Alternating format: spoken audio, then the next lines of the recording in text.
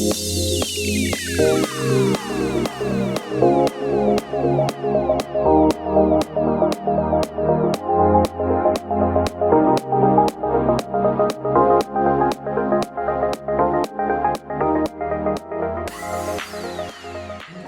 going to look at the Leica Q2, its menu, and also some customization you can do.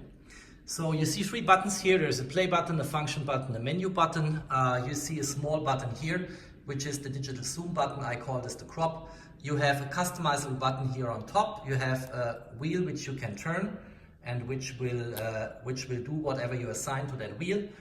And you also have a rich menu, which is not fundamentally different from the Leica Q, but it has some different features which I want to briefly show. So the first thing I want to show you is there are 5 pages here, 1, 2, 3, 4, 5, with menu entries, and there is one with a star, and the one with the star basically are your menu favorites, your favorite menu items. And the way to customize this is you go to main menu, and then you go to page 4, and page 4 contains a menu item which is called Customize Control. If you choose that, you see Edit Favorites, and Edit Favorites is basically the place where you can choose what menu items should appear in that favorites page, which is the first page to occur when you press the menu button. Let's go into it and let's see what we get. And you see here drive mode for me, interval shooting, exposure bracketing I pushed on. Self-timer I deal with differently, I'll show you in a moment. Focusing is something I want to have, exposure metering, auto ISO. And I think that's it, probably, yes, video resolution. So this is what I selected. Let's look at this. So when I'm in shooting mode and I press the menu, these are the items which appear directly on that favorites page as my first menu item. So it's a customizable selection of favorite menu items. And you see that those I switch to on, they appear now here. So drive mode, interval, exposure bracketing, focusing, exposure metering, auto ISO, and video resolution. Now what if I want to change that? Let's say the video resolution is something I don't want to change, but I want to have something different like white balance. So I go to main menu, I go to page 4 to customize controls, I go to edit favorites, and then I say, okay, so we don't want to have the video resolution, so let's go down and let's switch the video resolution to off. And instead we want to have white balance, so let's go up here and we choose white balance to on. Now if I'm in shooting mode, I press my menu button, I end up at the favorites page, which is the entry page when you push the menu button, and now I have drive mode, interval, and so on. Video resolution is gone, but white balance now appears here and I can adjust my white balance. That's the way you customize that menu. The second point I want to make is how to customize the function button. And there is also in the menu entry here some way to do this. You go to main menu, you go to customize control, and you choose the FN button, and then you can choose what you want to have. So you see here I have adjusted this to self-timer because I use my camera very often on a tripod and then I want to quickly access the self-timer. So if I'm in shooting mode, I press the function button. I can choose now between self-timer off, self-timer 2 seconds, or self-timer 12 seconds. Very convenient. But we can also, without the menu entry, customize this by pressing the function button and keep pressing until the menu and the selection of choices occurs. So let's do this. We press, we keep. And now you can choose here from all kinds of settings. So for instance, if we want to have the scene mode instead of the self-timer, I select this, and now when I'm in shooting mode and I press the function button, it gives me here the selection of scene modes, so sports, portrait, landscape, and so on. I don't like that because I don't use it. I work in RAW format anyway and not in JPEGs, so let's get the self-timer back, push it, keep pushing, go up to the self-timer, select it, and now whenever I'm in shooting mode, pressing the function button, it gives me my choice of self-timer off 2 seconds or 12 seconds. That's the way to customize that menu button.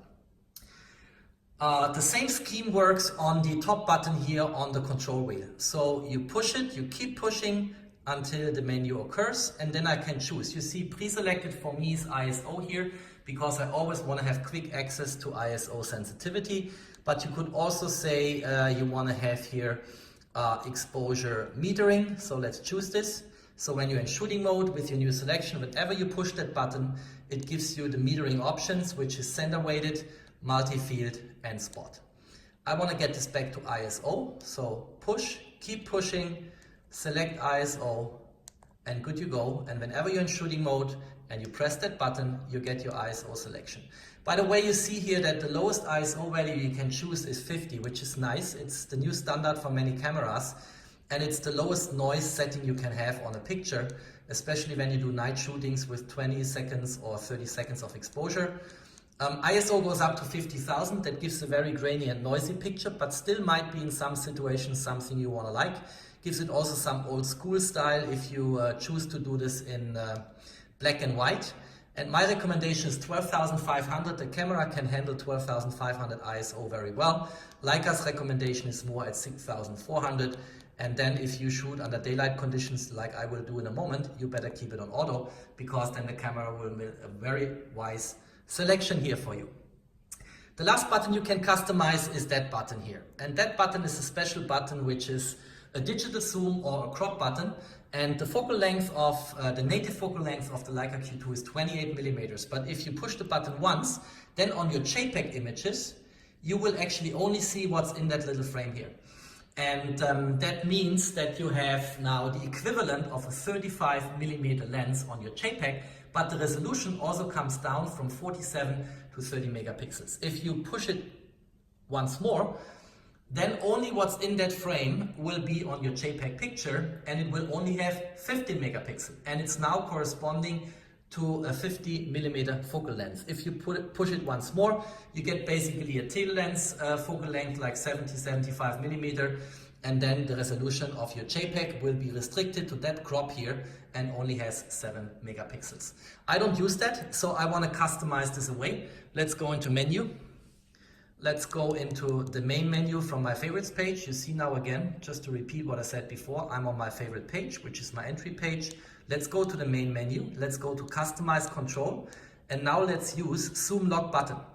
And now you see there are different choices, and I don't have rich choices like I have it for the button here and my function button here. But I can at least choose whether I want to have auto exposure lock and auto focus lock, only auto exposure lock, or auto focus lock. I typically like auto exposure lock. What does auto exposure lock do for you? It basically locks the exposure on that spot where the camera is measuring light. And in order to make this effective, let's go back into my favorites menu. So let's go to focusing. And then what you see here is, first of all, I'm on single autofocus, not on continuous, because I'm not shooting sports with that camera. My autofocus mode is on spot. That means I know exactly where the camera is focusing and getting the picture sharp. I like that a lot. I don't like multi-field a lot, and field tracking might be useful, but on a wide angle camera is not as effective as on a tele lens and face detection, but spot is my choice. And I also have, and that might be important on the exposure metering, spot metering. And now what does auto exposure lock do for me? And remember, we just have chosen this here under main menu, customize control, zoom lock button. We've set this to auto exposure lock.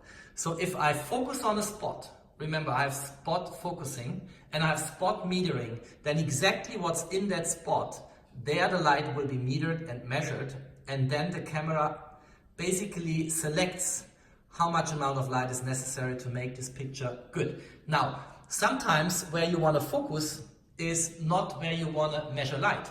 And then what you do is you measure light first. You go to that spot where you want the camera to measure the light and to basically take the exposure. Then you push that button, keep it pushed, turn the camera around to that point where you want to focus, and then you have this pushed, you have your finger on the shutter release, you focus, and as long as you keep that button pushed, if it is set to auto exposure lock, metering will not change and it will be locked.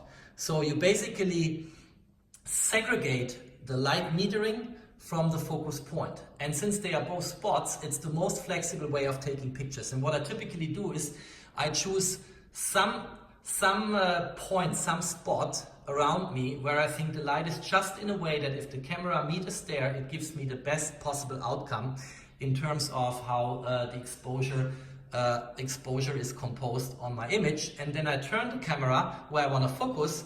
I keep that button pushed here, and then I focus, and then I take the shot. And by that segregation of focus and exposure metering, you can actually get, in my opinion, the most versatile setup you can have for taking the picture of your choice. That's basically all I wanted to say to the menu on the Leica Q2 for today. Check out my other videos on Leica M10P, other cameras, as well as on the Leica Q2. There will be more videos to come.